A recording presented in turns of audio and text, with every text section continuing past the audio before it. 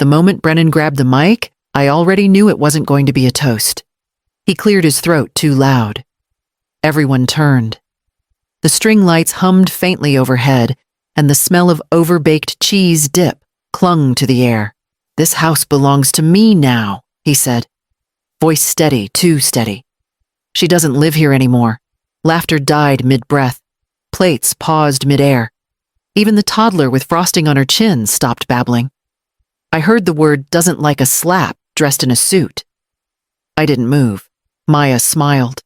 That slow, self-satisfied smile I'd seen in the mirror once on a woman I couldn't trust. My sister Helen's wine glass trembled. Cousin Tyler looked between us, mouth open. No one said a word. I took a breath. Counted 3, 2, 1. Then I reached down, unlatched my purse, and pulled out the folder. It wasn't flashy. Just a worn manila envelope with the only thing that mattered inside the deed. The real one. I didn't wave it or raise my voice. I simply placed it on the table beside the punch bowl between a wilting bouquet and a plate of untouched deviled eggs.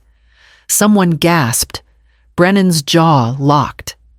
Maya's hand tightened around her glass. I looked at no one. Not yet. Because I knew what they were about to do. They would spin. They would shout. They would backpedal, accuse, distract. But I had already decided I would not meet them on their battlefield. This was my home. My name was still on that title, not theirs. Not yet. And if they wanted a war, I'd give them something better proof. I slid the folder closer to the center of the table where every eye could see it. Then I folded my hands calmly in my lap, watching Brennan's smirk falter, Maya's brow twitch.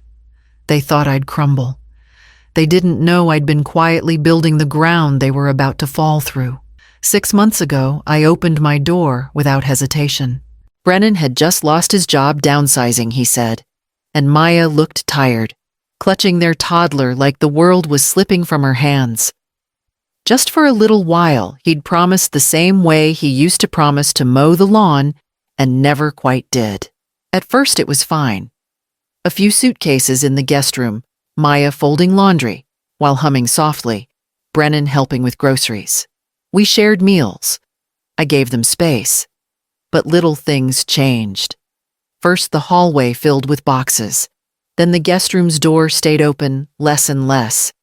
My coffee table disappeared one weekend while I was out for a walk, replaced by a sleek marble one I'd never seen before. A new television, then curtains, then a rug. Maya would say, "We're just updating a few things. You deserve comfort, Cressida." She always used my name like it was a performance. I told myself not to be ungrateful. Brennan was my only son. They were trying. I was just old-fashioned, slow to accept change. But then came the whispers. I'd walk into the room, and Brennan would stop mid-sentence. Maya would slide her phone screen down. Once I heard my name cut off with a cough and an awkward smile. Still, I swallowed it. Until last week. I was watering my azaleas. My husband planted them years ago, and I still talk to them like they remember him when I saw her. Maya standing at the edge of the garden, speaking to a man in khakis with a clipboard. He pointed toward the house, nodding, writing something down. I stepped closer, and she startled. "This is my mother-in-law," Maya said quickly, her voice bright fake. She's not involved in the numbers." The man didn't even look at me. Numbers. I said nothing then. Just turned off the hose and walked inside. I opened the bottom drawer of the filing cabinet, the one that stuck a little on humid days. My fingers knew exactly where to reach the folder marked Home and Will, original copies. I'd kept it in the same spot for nearly 2 decades. It was gone. I blinked, thinking maybe I'd moved it in a moment of forgetfulness. I checked every drawer, every folder, tax returns, warranty manuals, letters from my late husband. But the deed, the will missing. My heart began to pound in my ears. I waited until dinner. Brennan was eating silently, fork tapping the edge of his plate, while Maya scrolled on her phone between bites. I need to ask something, I said carefully. The deed and my will, they're missing from my files. Maya didn't look up. Brennan did. You probably misplaced them, he said quickly. Too quickly. You've had a lot going on. I stared at him. They've been in the same folder for 19 years. He shrugged. Maybe you filed them somewhere else without realizing. The room felt smaller. Maya kept her eyes down like the conversation wasn't worth her attention. Later that night, I sat on the porch, pretending to sip lukewarm coffee, when Leah, my neighbor, waved from her front lawn. She crossed the street, arms wrapped around a basket of lemons. Saw your car wasn't here last Thursday, she said. Maya came in and printed something in your study. I thought you were expecting her. I wasn't. I smiled tightly, thanked her for the lemons, and carried them inside with shaking hands. My mind ran through every drawer again, every cabinet, every place I'd never put something that important. If Maya had been in my study alone, if Brennan was brushing it off, what did that mean? I stood in the kitchen, watching the hallway that led to my study, my sanctuary, and for the first time since they moved in, I locked the door behind me that night. Leah stopped me on the sidewalk the next morning, her brows pinched together. Hey, did you know Brennan and Maya installed cameras? I frowned. Cameras? She nodded, lowering her voice. They told my mom it was for security. But I don't think that's what it's about. I thanked her, brushing it off with a tight smile, but something in her tone unsettled me. When I got inside, I looked up, and there it was. A tiny black dome on the ceiling near the hallway light, blinking red. New, out of place. I followed its line of sight. It pointed directly at my bedroom door. I didn't say anything that day, or the next. But every time I passed beneath it, my skin prickled. I moved slower, kept my voice lower, and turned the hallway lights off when I could just to feel a sliver of privacy. At night, I shut my door more firmly, shoved a chair under the handle, like I used to do in hotels when I traveled alone. One afternoon, I caught Maya adjusting something on her phone at the kitchen counter. She tilted the screen quickly when I walked in. Everything okay? I asked. She smiled, syrupy and fake. Just checking on the house security feed. Can't be too careful these days. I glanced up at the corner again. I never asked for cameras. She shrugged. It's Brennan's home now. He's just protecting his space. His space. The hallway camera wasn't the only one. I found another tucked above the bookshelf in the living room, angled toward my reading chair. Another in the kitchen corner. All blinking. Everywhere I turned, I felt their eyes. But I kept my face calm, my voice level. I made coffee. I folded laundry. I sat in silence. And then that evening, I opened my laptop, searched for a folder I hadn't opened in years, and clicked on one labeled Backup, Deed Copy. I walked into the branch on a Wednesday morning, my tote bag heavy with papers I'd started carrying everywhere like a second skin. The teller line was short. I wasn't even there for anything complicated, just to order new checks. But as I waited, I heard my name. It floated from a glassed-in office near the back. Two bankers leaned over a screen, whispering, their shoulders close. One of them, Dan, the assistant manager I'd known for years, was nodding. Yes, she's co-signing again, just like before. It's on the application. My stomach tightened. I stepped closer, pretending to study the brochures on the counter. Dan's voice lowered. Brennan and Maya already brought in the preliminary paperwork. We'll process once she confirms. Confirms I hadn't confirmed anything. I pushed open the door to his office. Excuse me, Dan. What application are you talking about? He blinked, color rising in his face. Oh, Mrs. Maynard, I didn't realize you were here. The refinancing request on your property. They said you'd be co-signing again. I thought I've never co-signed anything with them. My voice came out steadier than I felt. I haven't refinanced that house in 30 years. He frowned at his screen. But your signature is here. He turned the monitor slightly, then stopped himself. Perhaps we should— I want a copy, I said. He hesitated, then printed a page. The signature at the bottom looked like mine, same loops, same slope, but it wasn't. The date was last month. My name sat beside Brennan's and Maya's, as if we were all in this together. I folded the paper, slowly slipped it into my tote, and smiled. Thank you for your help. Walking out, my hands shook around the strap of the bag. It wasn't just meddling anymore. They'd crossed a line. At home, I laid the paper beside my backup deed copy and began creating a new folder on my laptop, labeled Evidence. The invitation had seemed innocent enough, just a family get-together to bless the house before the baby arrived. But when I looked back at the guest list, the names were a roll call of strangers. Not my bridge friends, not the neighbors I'd known for years, not even my cousins. They were all people from Brennan and Maya's world, their church circle, their business contacts, new faces that smiled politely at me like I was some distant relative. I noticed it the moment I stepped into the kitchen that evening. Trays of food I hadn't prepared lined the counters. My grandmother's china had been replaced with disposable plates. The living room had been rearranged as if someone was staging a property for sale, not welcoming family into a home. I felt like an extra in a play written about my own life.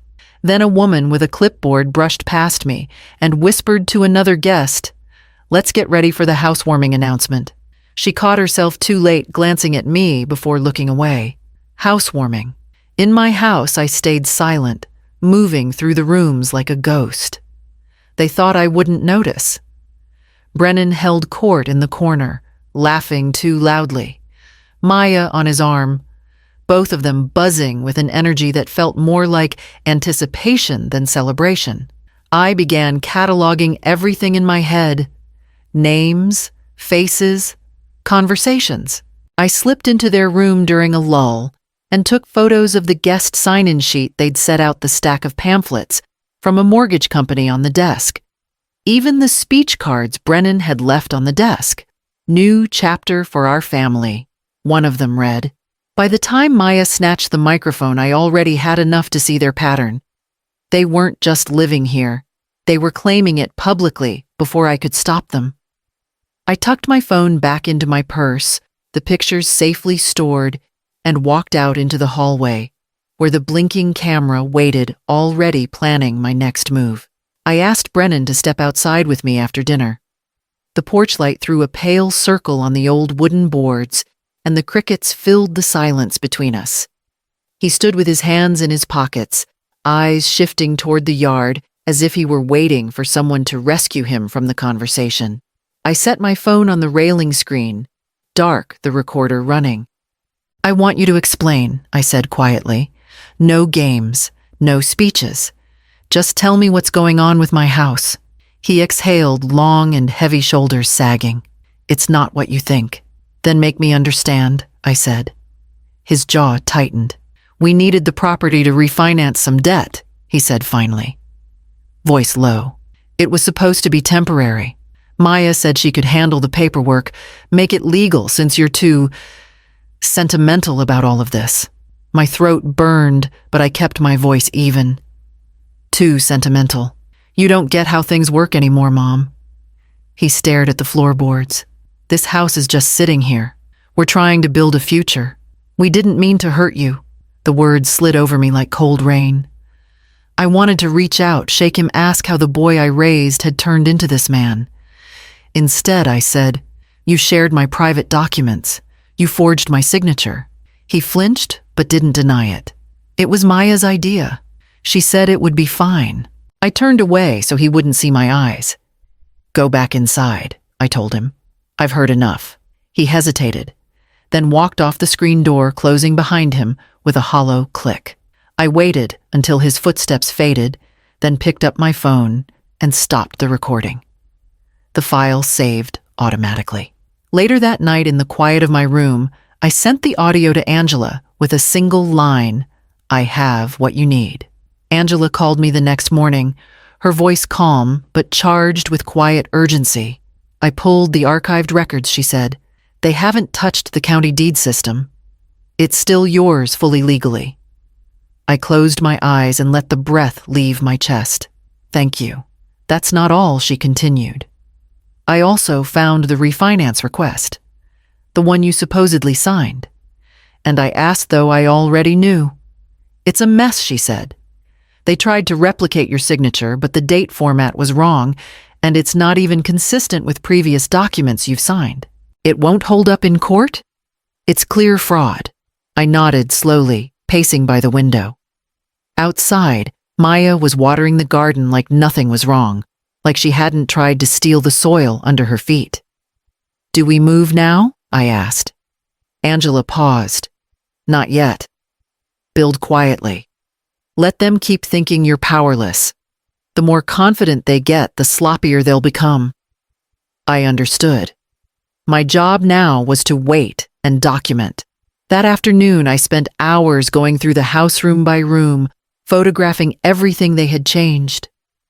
New appliances I hadn't approved, bills I never saw, Maya's office setup in the guest room, complete with her branding plastered on the door, even a printed spreadsheet with figures labeled post-transfer budget. It wasn't just fraud. It was arrogance. I didn't speak a word to either of them that night. Brennan asked if I wanted tea. I declined. Maya smiled like I was a harmless old woman who'd finally accepted her fate. Let them think it. Later, I printed the clean deed copy Angela had emailed me. I slid it into a folder and tucked it into the top drawer of my desk where the old one had once been. Then I took the forged application and slipped it in beside it. Neatly labeled. Documented. Undeniable. The house was quiet. But the storm had already begun. It took exactly 1 week. 7 days after Brennan's cruel announcement in front of the crowd, a courier delivered a plain white envelope to the house addressed to Brennan and Maya. I heard Maya open it in the kitchen, the paper. Stiff, the silence between them, thicker than the walls. Then came the shuffle of footsteps, followed by a slammed cabinet. I stayed upstairs. Angela's letter was formal, exact, and unforgiving. It outlined the charges: attempted fraud, forged documentation, misuse of private financial data, and unlawful property claims. It stated clearly that a formal investigation had already begun. No room for guessing. That afternoon, Brennan tried logging into the shared account where I'd once transferred grocery money and utility payments. It was frozen. He called the bank. They confirmed the account was under review. The next morning, a tow truck idled at the edge of the driveway. Maya's leased SUV was gone in 10 minutes. She stood at the window in a bathrobe, shouting into her phone, her free hand shaking. I didn't look up from my tea. They knocked on my door 3 times that day. I didn't answer. Voicemails came next. Brennan's voice was careful now. Softer. "We need to talk, Mom. There's been a misunderstanding." Maya tried once, her tone clipped and brittle like she didn't know how to ask nicely. I let each message sit untouched. That evening, Brennan waited by the front door as I came in from the garden. "Can we just talk?" he asked. I walked past him. Not a word. I spent the rest of the evening in the study sorting old papers, brushing dust from memories they tried to erase. Outside, I heard Maya pacing the porch, muttering under her breath, her voice no longer smug but cracking at the edges. I didn't need to raise my voice to make them hear me. Not anymore. Because silence, when paired with truth, echoes louder than any threat. The for sale sign never went up. I didn't need a spectacle, just a signature. Angela handled everything. A private buyer, full cash, clean papers, quiet close. I watched Brennan and Maya leave one morning for some urgent errand, Maya still in one of my old coats. Brennan on the phone swearing about something that couldn't wait. They didn't notice the SUV in the driveway wasn't a guest. It was an inspector, and it wouldn't be the last. They still thought they had time. The papers were signed that afternoon. I handed the keys to Angela at 4:17 p.m. The new owner took possession at midnight. The locks were changed before sunrise. I never looked back. I moved into a small craftsman cottage an hour north, tucked just beside a quiet lake where the water doesn't argue and the windows breathe peace. The house isn't large, but every corner belongs to me. The deed sits in the drawer beside my bed. My name not forged, not disputed on every line. No one helped me unpack. I didn't need them to. I planted hydrangeas along the fence, hung my own curtains, filled the kitchen with things I loved, not things I tolerated. Brennan never found me. Not that he didn't try. Maya posted online some long-winded rant about how I'd stolen their future. She called it elder betrayal, claimed I'd lied, tricked them, used them. Funny how the story shifts when the con falls apart. Monica sent me a screenshot of Maya's post, followed by a simple text. "You did the right thing." I didn't reply. That night, I stood on my porch, tea in hand, listening to the wind move through the trees. There were no cameras blinking, no locked cabinets, no whispers behind closed doors. Just me, the lake, and a silence that felt like freedom. For the first time in years, I slept without waking up in the dark, wondering who might take what's mine. Because this time, it was already mine, and no one else knew the address.